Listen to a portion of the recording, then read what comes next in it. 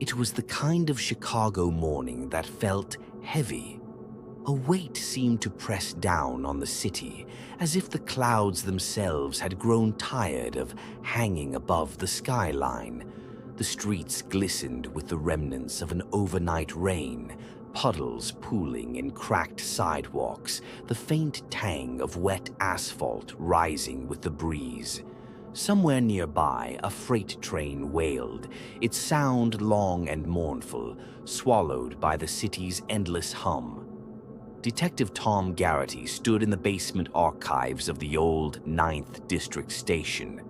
The station itself had seen better decades.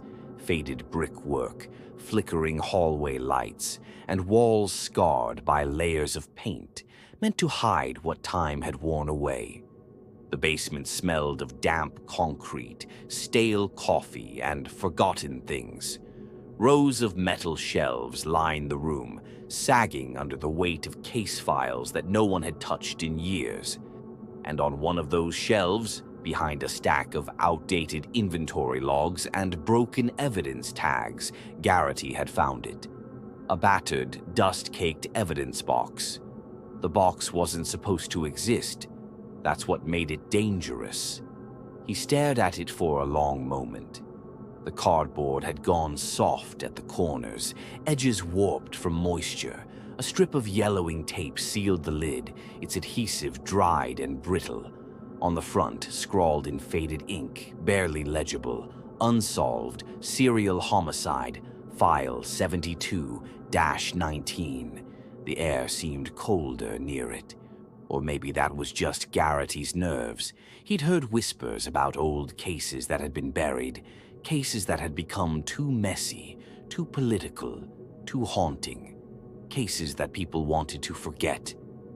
But this box had waited, patient, silent. Garrity took a breath, his fingers hovering above the lid. The paper felt rough under his touch, like sandpaper. He peeled back the tape. It came away in brittle flakes, and opened the box. Inside, brittle police reports, corners curling with age, yellowing photographs, the faces of victims staring up at him from beneath a film of dust. Cassette tapes, 6 of them, each labeled in shaky handwriting. Victim number 1, victim number 2, and so on. The smell hit him then. Old paper and mold, sure, but beneath that, something sharper. Something that reminded him of the inside of a hospital. Antiseptic, but soured. He picked up the first photograph. The woman's eyes were open, though they didn't see. Her hands had been folded over her chest, as if laid to rest by someone who believed they were doing her a kindness. The report beneath the photo was brittle enough that the corner snapped as he turned the page. There were 12 victims, all women, all killed between 1972 and 1981. No suspects, no arrests, no answers, and no one in the department had spoken of this case in over 40 years. Garrity felt the weight of the box now. Not just in his hands, but in his gut. A heaviness that told him once he opened this door, he wouldn't be able to close it again. Her name was Gloria Herrera. Garrity learned that from the first brittle report he lifted from the box. A single sheet, typed on a faded police form, the ink smudged in places by time or damp or both. She had been 24 years old. A waitress at Manny's Deli, a landmark on the Lower West Side, the kind of place where the regulars always sat in the same booth, where the coffee was bottomless, and the neon sign out front flickered on rainy nights. Gloria had worked the late shift. She was the one who stayed after closing, wiped down the counters, counted the till, made sure the door was bolted behind her. It was a summer night in 1972 when she vanished. The report said she clocked out at 11:47 p.m. A co-worker had offered to walk her to the bus stop. Gloria had smiled and waved him off. "It's just a few blocks. I'll be fine." She never made it home. They found her the next morning in an alley off Cermak Road, between two warehouses that hadn't seen honest work in years. Garrity stared at the crime scene photo. Gloria was lying on her back, her head turned slightly to the right, as if she'd been looking at something just before the end. Her eyes were open, glassy, catching the flash of the camera. There were marks on her wrists, deep grooves, red and angry, ligature marks. She'd been bound, though the bindings were gone. And there was the wound, a clean incision across her throat, precise, almost surgical. No robbery. Her purse was found beside her, contents untouched. Wallet, cash, bus tokens, lipstick, a dog-eared paperback. No sexual assault. The body had been posed. Her arms were folded across her chest, fingers interlaced as if in prayer. Her shoes had been placed neatly at her feet. The killer had taken his time. Garrity felt the chill creep up his spine. This wasn't a crime of passion or desperation. This was ritual. He flipped to the back of the report. Scribbled in the margin was a note from the original investigator, almost an afterthought. No witnesses, no prints, no sign of struggle at scene. Victim likely killed elsewhere, body dumped. A case that went cold before it ever had a chance to warm up. Gloria was the first, but not the last. The deeper Garrity dug, the clearer the pattern became, and the more it unsettled him. Each file, each faded photograph, seemed to echo the same silent scream. Angela Collins, Rachel Ninge, Sandra Mills, Gloria Herrera. Different women, different neighborhoods. But the killer's ritual was always the same. A ritual perfected over time, like someone practicing a dark art in the city's forgotten places. The victims had lived quiet lives. They worked late shifts, studied at night, came home after dark. They were the kind of people who went unnoticed in the daily churn of the city until they were gone. Garrity stared at the map on his wall, marked now with pins and lines, each representing a life lost. He noticed something no one had before. The murders weren't random. The locations formed not just a crescent, but a deliberate route. A loop that hugged the river, dipped through the industrial district, then arched back toward the rail yards on the south side. The killer was circling the city, marking it like territory. The dates of the murders told their own story. There were no murders on holidays or during major city events. The killer avoided times when the streets were crowded, when eyes were everywhere. He chose quiet nights, weeknights, rainy nights, nights when the city turned inward. And there were the phone calls. Garrity went back through the files, pulling out reports that no one had connected at the time. Angela had reported 2 calls to campus police. Rachel had called her landlord after hearing heavy breathing on the line at midnight. Sandra had mentioned it offhand to a coworker, how someone kept calling, hanging up when she answered. The calls always came in the week before each woman vanished, and Garrity wondered how many of the other victims had heard the same calls, but hadn't lived long enough to tell anyone. He found himself listening for the sound of his own phone in the silence of his office, half expecting it to ring, half dreading that it would. The killer wasn't just hunting. He was watching, choosing, and once he chose, there was no escape. Delaney's name wasn't printed neatly at the top of some official report. It was scribbled in the margins, underlined in haste, like a last-minute reminder to a future self. Delaney saw it. That's what one note said. As if the writer was trying to convince himself that someone had seen what he was seeing. Frank Delaney had been the department's rising star back in the late 70s.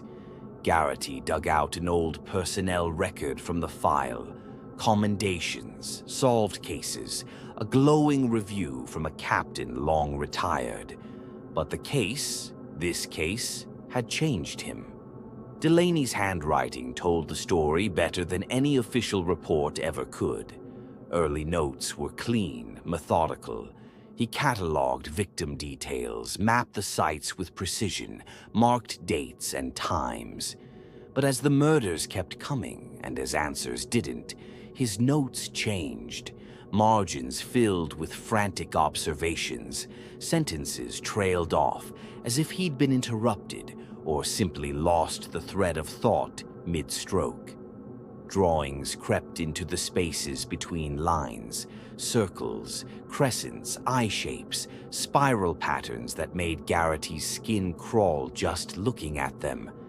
There was a page where Delaney had listed the victims in order. Beside each name, he'd written a word.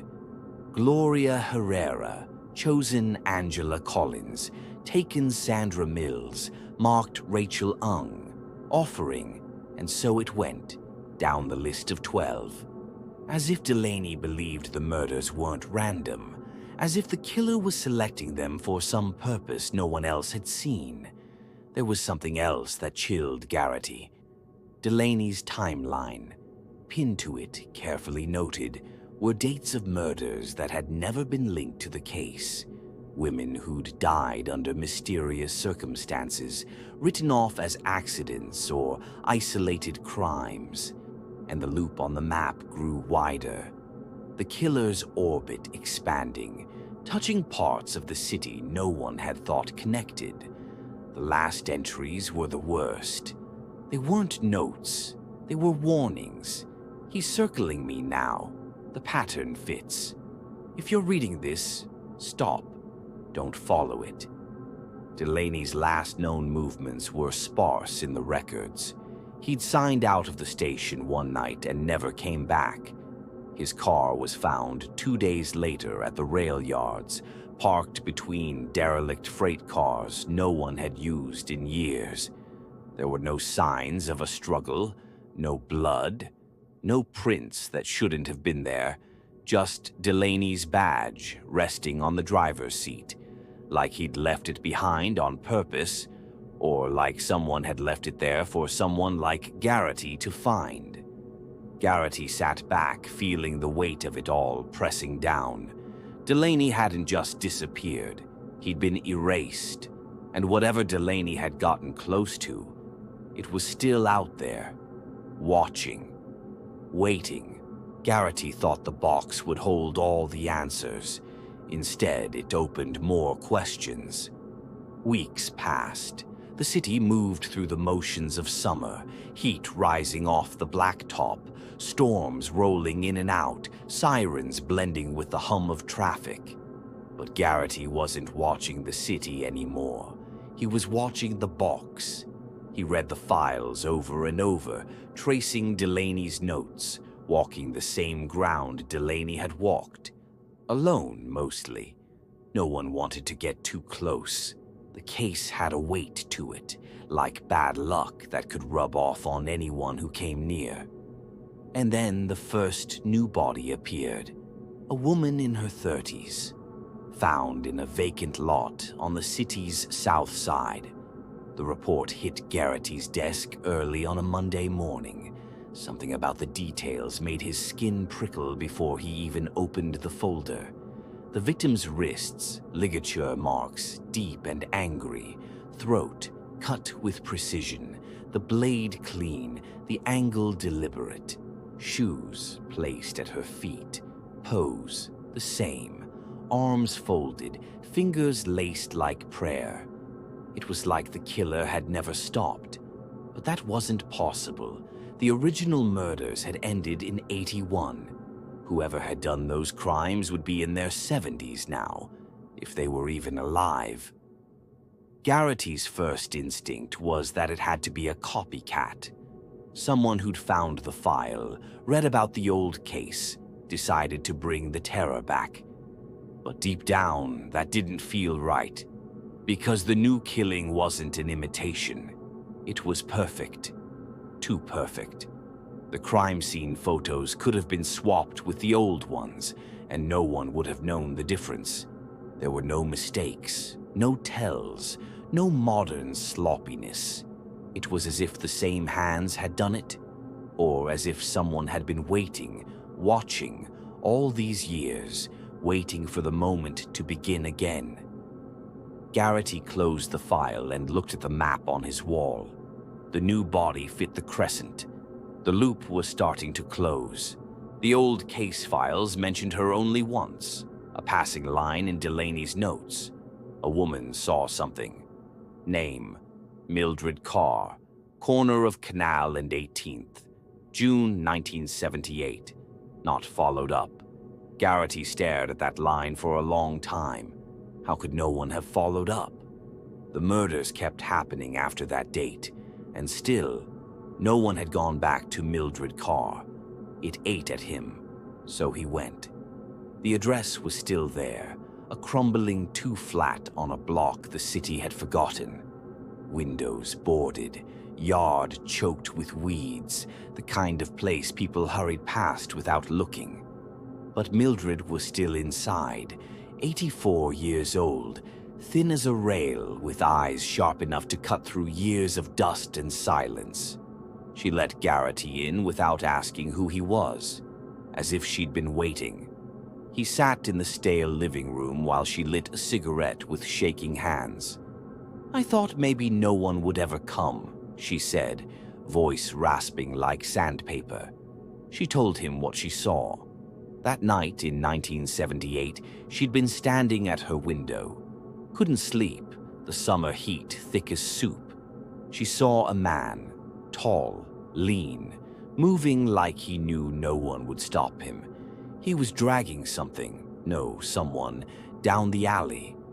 She said the man paused as if he felt her watching, and then slowly, deliberately, he turned and looked straight at her window. "I saw his face," she whispered, "and he saw me."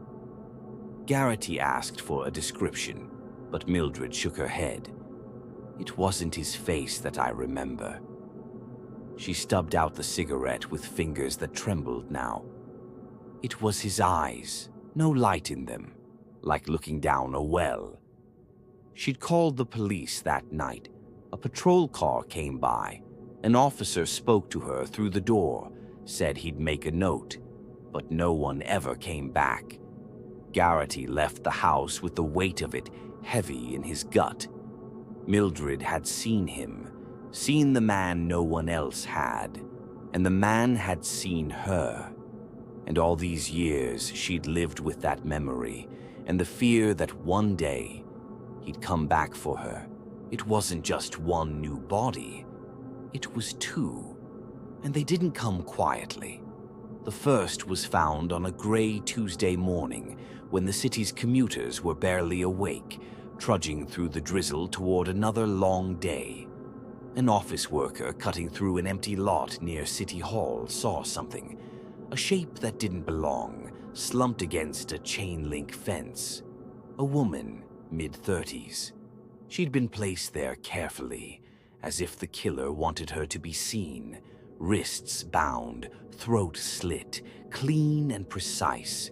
Shoes lined up at her feet, polished like she'd been heading to church. Arms folded across her chest, fingers intertwined. The second came only 4 nights later. A jogger found her at dawn in a park on the near north side. A park where kids played during the day, where couples picnicked on summer afternoons. Same ritual, same pose, same silent message. The city reacted with the panic of a place that thought it had left its nightmares in the past. Headlines screamed, "The Crescent Killer returns. 40 years of silence broken is Chicago's ghost killer. Back." Talk radio lit up. Theories flew fast, copycat cult, conspiracy. But Garrity knew better. He'd been too deep in the files, too close to the old patterns. He saw it for what it was. The new bodies weren't imitations. They were part of the same story. The same hands had done this, hands that had never stopped, and something else gnawed at him. The locations weren't random. The killer was closing his loop. The crescent that had arced through the city's forgotten places was now tightening, encircling the heart of Chicago itself. Garrity pinned the new crime scenes to his map, drew the lines, connected the points. The pattern was clear. The killer was moving inward, towards something, towards someone. And Garrity felt the chill in his bones as he realized the killer's orbit was closing around him. Sleep became a stranger. Tom Garrity lived now in the thin hours, the hours when the city seemed to hold its breath, when the shadows grew long and the streets whispered secrets no one wanted to hear. The box on his desk was no longer just a box.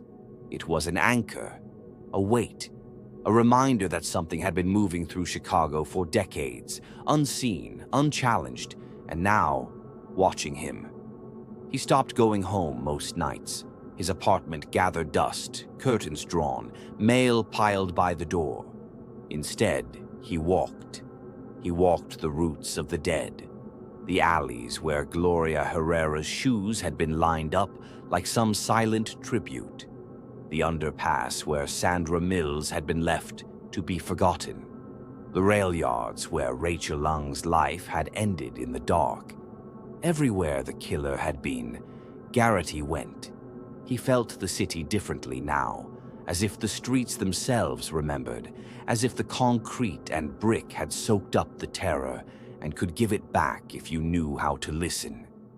He stood for hours in the places the bodies had been found, listening, for a footstep that didn't belong, for the sound of breathing behind him.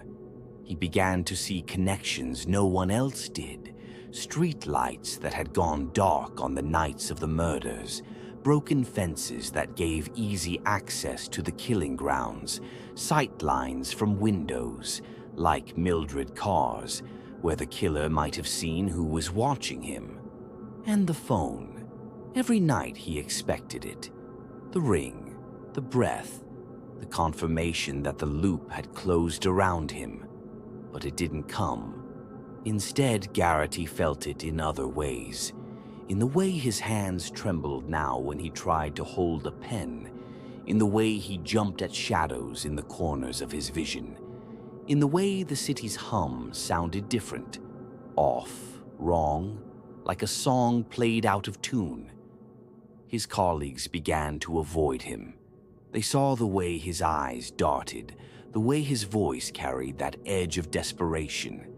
They said he was too deep, too close, that he was becoming like Delaney. But Garrity knew better. Delaney hadn't been crazy. Delaney had been right. And now Garrity was where Delaney had been, at the edge of something vast and dark, something that had waited 40 years for its spiral to complete. And the final turn of that spiral was his. It came at 3:17 a.m. Garrity was at his desk, map pinned with lines and markers, papers spread like a storm had blown through the room. That's when the call finally came. Not a breath this time. A voice, low, calm, a voice like gravel sliding down a steel chute. "You're walking the wrong streets, detective." Then silence. Garrity froze. The receiver trembled in his hand. He tried to trace the call, but the line was dead before he could move. But the voice wasn't what mattered. It was what it meant. The killer wasn't just watching him. He was inviting him. That morning, Garrity went back over the files, Delaney's notes, his own, and that's when he saw it. A small detail he'd missed. No, that everyone had missed. Every body had been found within 100 yards of one of the city's sealed freight tunnels, the forgotten arteries beneath Chicago. Garrity dug deeper. Those tunnels connected, under the streets, under the river, under the city itself. The killer hadn't just been circling the city above. He'd been using the veins beneath it, moving unseen, striking where he chose, disappearing like smoke. And there was one tunnel entrance left unsealed, hidden behind a collapsed warehouse near the river. A place no one went anymore, a place waiting for him. The city felt different that night, as if it knew what Garrity was about to do. Wind hissed through the empty streets near the river, rattling loose signs, setting garbage skittering across the cracked pavement. The warehouse loomed ahead, half collapsed, windows smashed, walls streaked with rain and rust. It wasn't just abandoned, it had been forgotten, and that suited the killer just fine. Garrity's heart hammered as he stepped through the breach in the wall. The tunnel entrance gaped behind the rubble, a hole in the earth, a mouth waiting to swallow him whole. He hesitated only once. Then he ducked inside. The tunnel was older than he'd imagined, brickwork blackened with soot and age, the air damp, cold, heavy with the smell of old water and decay. His flashlight beam quivered with his pulse. Every step echoed, hollow, lonely. Somewhere above, the city went on, unaware. But down here, time had stopped. He followed the footprints, fresh impressions in the muck, clear, deliberate.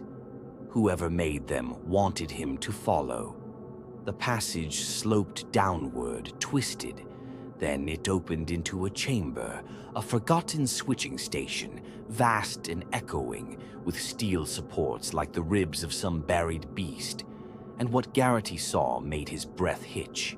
The lair, a crude table fashioned from old boards, knives laid out, each blade clean, sharp, cared for like sacred tools, rope coiled neatly beside them, and along the walls, the shoes, dozens of pairs, men's, women's, but mostly women's, cleaned, lined up in rows, each pair a trophy, a marker of a life taken. The weight of it all pressed down on him, crushing the breath from his lungs. And then, that sound. Breathing, slow, steady, from behind, so close he could feel it on his neck. A voice, rough as stone, scraped against steel. "I knew you'd come." Garrity spun, light cutting through the dark, but the shadows were too thick. The killer was there, watching, waiting. And Garrity understood, too late. The killer hadn't been caught in his trap. Garrity had walked into his, and the city above slept on, never knowing how close the night had come. Garrity never made it out of that tunnel, at least not in any way that mattered. When the sun rose over Chicago, its light touched a city that had no idea what had happened beneath its streets that night. Morning traffic flowed as usual. Coffee brewed in kitchens. News anchors smiled through weather reports. And Garrity's car sat near the river. Door open, keys in the ignition, driver's seat empty. By noon, the search began. Uniforms fanned out, combing the riverbanks, poking through the skeleton of the warehouse. They shouted his name down the tunnel's throat, their voices swallowed by damp stone and old secrets. No blood, no sign of a fight, no dropped flashlight. It was as if the earth itself had opened and taken him. Days passed. His badge was found, not in the tunnel, but laid gently on his desk at the station, as if someone had walked it in during the night. The captain locked it in his drawer and said nothing. The case files were boxed, sealed, pushed to the back of the archive. And slowly the city turned its gaze elsewhere. No more bodies appeared. The killer's spiral was complete. No more phone calls, no more footprints, no more evidence left like breadcrumbs. It was as if the killer had waited all those years for someone to see the pattern, to follow it, to step into the final space at the center of the circle, and that someone had been Garrity. Years later, 5, maybe 10, a rookie on a cleanup detail found the box. Unmarked, dusty, sealed with old tape. It shouldn't have been there. Inside, he found a map, pins forming the crescent, the final pin, dead center, where Garrity disappeared.